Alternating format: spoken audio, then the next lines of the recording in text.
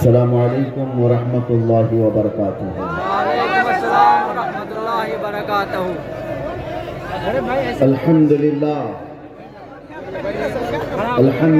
الحنان المنان الذي خلق الإنسان وعلمه البيان، والصلاة والسلام على رسوله سيد الإنس والجان وعلى آله وأصحابه ذوي الخير والإحسان، أما بعد فأعوذ بالله من الشيطان الرجيم، بسم الله الرحمن الرحيم۔ إن ينصركم الله فلا غالب لكم وإن يخذلكم فمن ذا الذي ينصركم من بعده وعلى الله فليتوكل المؤمنون، صدق الله مولانا العظيم۔ بارگاہ رسالت معاب صلی اللہ تعالی علیہ وسلم میں درود پاک کا ہدیہ پیش کریں۔ اللہم صلی علی سیدنا محمد معدن الجود والکرم وآلہ واصحابہ الکرام وابنہ الکریم وبارک وسلم صلاة دائمة سرمدا ابدا۔ پھر کے گلی گلی تباہ ٹھوکریں سب کی کھائی کیوں، دل کو جو عقل دے خدا تیری گلی سے جائے کیوں۔ جان ہے عشق مصطفیٰ روز فضو کرے خدا، جس کو ہو درد کا مزہ ناز دوا اٹھائے کیوں۔ عزیزان گرامی وقار، انتظار کرتے کرتے اخیر میرا نمبر آ ہی گیا، اور آپ تمامی حضرات کو دیکھ کر ایسا احساس ہوتا ہے کہ میں جب اس جلسے میں آ رہا تھا تو گاڑی والوں سے پوچھ رہا تھا کہ مجھے کون سے کھیتی میں لے جا رہے، پگ ڈنڈیوں سے گزرتے ہوئے یہاں آ رہے ہیں۔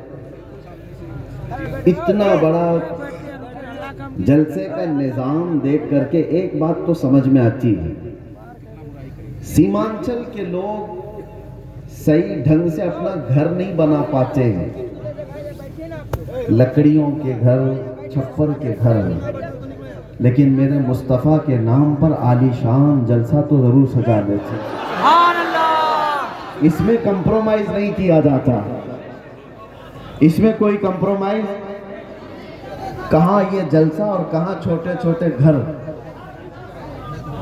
کوئی مطابقت نہیں لگتی، اور بہت بڑے بڑے لوگ یہ سب نہیں کرتے، غریبوں کے حصے میں ہی یہ کام آیا کرتا ہے۔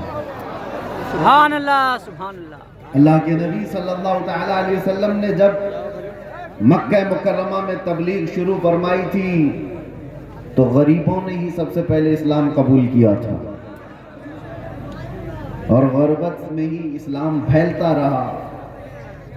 آج بھی میرے عزیزوں، بہار میں بہت سارے علاقے ہیں، لیکن ہم بہت دور بیٹھ کر یہاں کے الیکشن کی دھمک بھی سنتے تھے تو سیمانچل کی بات زیادہ سنتے تھے۔ اس کی وجہ کیا ہے؟ بہار میں تو بہت سارے علاقے ہیں، بہت سارے ضلع ہیں، اس علاقے کا تذکرہ زیادہ کیوں ہوتا ہے؟ وجہ یہ ہے کہ یہاں پر وہ قوم زیادہ ہے جو لوگوں کی نظروں میں چبھتی زیادہ ہے، اور یہی بات ہے کہ دنیا کا ہر درندہ ہماری طرف دیکھتا ہے اور خونخوار نظروں سے مٹانے کی کوشش بھی کرتا ہے، اور یہ پہلی بار نہیں، چنگیز اس کے بڑے بھی آئے، ہلاکو اس سے بڑے بھی آئے، لیکن وہ اس دین متین کا کچھ بگاڑ نہ سکے۔ آپ بھی نہ گھبرانا، یہ جلسے کوئی ختم نہیں کر سکتا، اور نہ یہ نام ہمارے کبھی ختم کیے جا سکتے ہیں۔ کچھ بات تو ہے کہ مٹتی نہیں ہستی ہماری، کچھ بات تو ہے کہ مٹتی نہیں ہستی ہماری، صدیوں رہا ہے دشمن دور زماں ہمارا، یونان و مصر و روما سب مٹ گئے جہاں سے، باقی مگر ہے اب تک نام و نشاں ہمارا، توحید کی امانت سینوں میں ہے ہمارے، آسان نہیں مٹانا نام و نشاں ہمارا۔ اور پھر ایک بات، باطل سے ڈرنے والے اے آسماں نہیں ہیں ہم، 100 بار کر چکا ہے تو انتہا ہمارا۔ ایک بڑی لذت ہے، بڑا عجیب احساس ہے بہار کے، بنگال کے، جھارکھنڈ کے جلسوں میں میں بولتا بہت بھی ہوں، آپ لوگوں کے انتظامات و انصرامات کے خلاف بھی، رات بھر سجاتے ہیں اور بہت سارے اس کے جو نیگیٹو پوائنٹ ہے اس پر بولتا بھی ہوں، لاکھوں کا خرچہ کرتے ہیں بہار میں، جلسے زیادہ کرتے، اس پر بولتا بھی ہوں، لیکن دل میں ایک احساس یہ بھی ہوتا ہے، جیسی تیسی ہے قوم، سرکس میں پیسہ برباد کرنے سے میرے مصطفیٰ کے نام پر تو لگاتی ہے، کسی اور جگہ پر ان کو چھوڑ دیا جائے تو شاید پتہ نہیں مجرے کرنے والوں کو دیکھیں گے، لوگ انٹرٹینمنٹ کی دنیا ہے، یہاں نہیں تو کہیں اور محفلیں لگا دیں گے، اسی بہانے کم از کم یہاں شعراء اسلام آتے ہیں، خطبہ اسلام آتے ہیں، اور یہ ایک ایک لفظ پڑھتے جاتے ہیں، لوگوں کے دلوں میں رس گھولتے جاتے ہیں، جیسے تیسے یہ دین کا نظام ان جلسوں کے ذریعے سے قائم ہے۔ بہرحال میرے عزیزوں، ایک بات آپ سمجھ کر کے چلنا، یہاں پر بیٹھ کر تقریباً 1 گھنٹہ مجھ سے پیشتر حضرت مولانا صاحب نے چندہ بھی کیا بہت مسجد کے لیے۔ بہت لوگ سمجھتے ہیں کہ مولانا لوگوں کا کام ہی کیا ہے، چندہ کرنا، رسید لے کے گھومتے رہتے ہیں۔ تمہیں اندازہ ہے دین کا یہ سارا نظام اگر یہ مولوی نہیں ہوتے تو پتہ نہیں تم کیا کر رہے ہوتے، یہ مدرسے، یہ مساجد کی مینار، یہ ساری چیزیں ان لوگوں سے قائم ہیں، ہوتے ہوں گے چند چندہ خور لوگ، مگر آپ کو پتہ ہے ایک ایک پائی دین کے لیے اعلان کر کے جمع کرنا یہ علماء کی شان ہے۔ کیا ان کے اندر سیلف ریسپیکٹ نہیں ہے؟ کیا مانگنا ان کی بچپن کی عادت ہے؟ نہیں، تمہارے درمیان اگر وہ ہاتھ پھیلاتے بھی ہیں تو دین کے نام پر، میرے مصطفیٰ کریم صلی اللہ تعالیٰ علیہ وسلم کی شریعت طاہرہ کی بقا کے لیے۔ مجھے بات یاد آتی ہے، میرے والد گرامی فرمایا کرتے تھے، الجامعۃ الاشرفیہ مبارک پور آج ہندوستان کی ایک ایسی عظیم یونیورسٹی کا نام ہے جس کے سامنے تاج محل کی اونچائی بھی پھیکی پڑتی ہے۔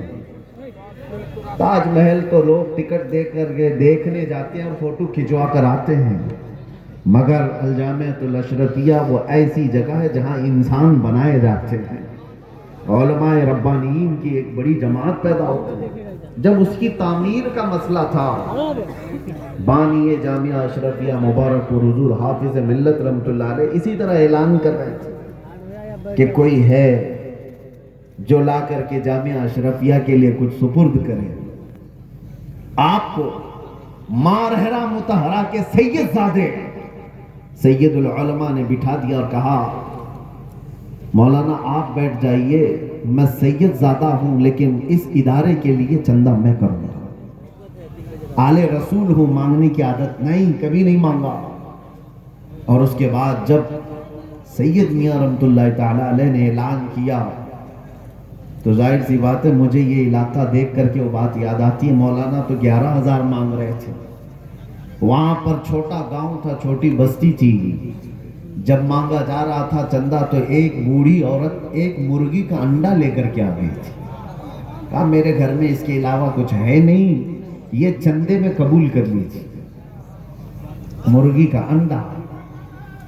یہ لوگوں کے جذبات تھے، اور ایسا نہیں ہے کہ وہ انڈا دیکھ کر کے اس کو بھیج دیا گیا کہ اس کا کیا کیا جائے گا، اس کو بھی قبول کیا گیا۔ اور سید میاں رحمت اللہ علیہ نے فرمایا تھا اس عورت نے زمانہ یوسف کی یاد دلاتی ہے، خریداروں میں اس کا نام آ جائے بس اسی لیے حاضر ہو گئی۔ بہرحال اس نظام پر میں نے تھوڑی سی گفتگو اس لیے کی کہ علماء کو حقیر مت سمجھو، یہ علماء ذوی الاحترام اگر دین کے نام پر تم سے کچھ طلب کر رہے ہیں تو سارے لوگوں کو ایک کیٹیگری میں مت شمار کرو۔ ایک جملہ میں آپ سے کہتا ہوں، توجہ سے سننا، ہر داڑھی والا چور نہیں ہوتا، لیکن چور داڑھی رکھ لیتا ہے۔ چور اپنی چوری چھپانے کے لیے داڑھی رکھ لیتا ہے. ہاں اس فارمولے کو سمجھ کر کے چلیں اور اس کو ہر جگہ فٹ نہ کریں. داڑھی والے کو دیکھ کر کے حقارت سے دیکھنا میرے عزیزوں ہرگز نہیں. کچھ چور اگر اس طرح کے لباس پہن لیں تو ایسا تھوڑی نہ ہوتا ہے کہ ہم یہ بھی تو نہیں کہہ سکتے کہ ہر چائے والا چور ہے. نہیں کہہ سکتے, نہیں کہہ سکتے. سب کو ایک کیٹیگری میں کیسے شامل کر دیں؟ یہ ایک جملہ آپ یاد رکھیں, میں کسی کا نام نہیں لے رہا ہوں. اور دوسری بات علماء ذوی الاحترام کے لیے خاص طور پر میں نے آیت کریمہ کی تلاوت کی ہے خطبے میں, خطبے کے بعد.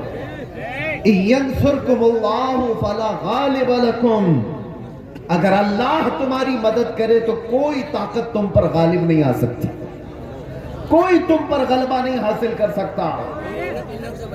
یہ ایک جملہ قرآن پاک کا اتنا پاورفل ہے, اتنا پاورفل ہے کہ اللہ تمہاری مدد کرے تو کوئی غالب نہیں آئے گا, اور اگر کوئی غالب آیا ہوا ہے ہمارے اوپر تو اس کا مطلب ہے کہ تم محروم ہو یا ہم محروم ہیں اس عظیم مدد سے جس کا وعدہ قرآن میں اللہ تعالیٰ نے فرمایا. وہ ہمارے اعمال کی بنیاد پر.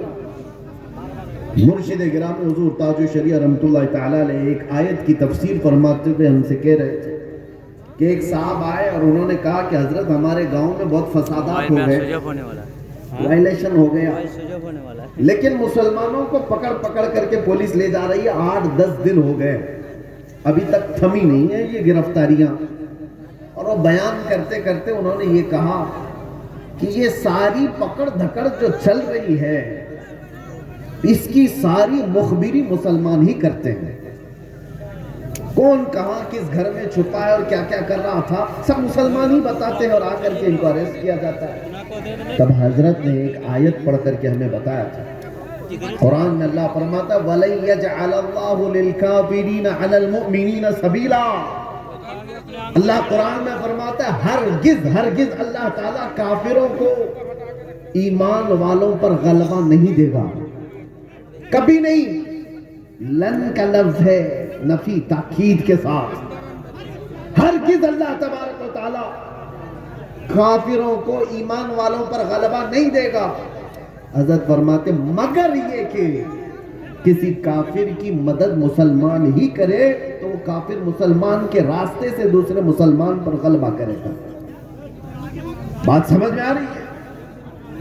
ایک مسلمان کو ذریعہ بنا کر کے ہی دوسرا کوئی تمہارے گھر پر حملہ کرے گا.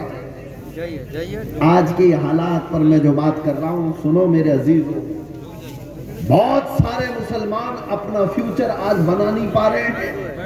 ان کو پتہ ہی نہیں ہے کس کے ساتھ جانا ہے اور کس کا ساتھ دینا ہے. حالات ایسے ہیں کہ کسی اور مسلمان کو گرانے کے لیے ایک مسلمان کسی کافر و مشرک کی مدد پر بھی راضی ہو جاتا ہے. یہی میں بتا رہا ہوں کہ کبھی تمہیں کوئی قوم مغلوب نہیں کر سکتی جب تک کہ تمہارے اندر کے غدار تمہیں مغلوب نہ کریں. جب تک ہمارے درمیان موجود جماعت کے منافقین ہمارے خلاف نہ کھڑے ہوں تب تک کوئی قوم ہمیں ڈائریکٹ نہیں گرا سکتا. ابھی 1 مہینے پہلے کی بات میں بتاؤ, اور سینئر آفیسر نے مجھ سے کہا کہ مولانا آپ ڈرتے کیوں ہیں, آپ کی قوم کو کوئی بھی ہرا نہیں سکتا یہ ہم جانتے ہیں. یہ میں سنتا تھا پہلے لیکن ڈائریکٹ سنا, آپ کی قوم کو کوئی کچھ نہیں کر سکتا, آپ کی قوم ہی آپ کی قوم کو برباد کرتی ہے, باقی کوئی نہیں کر سکتا.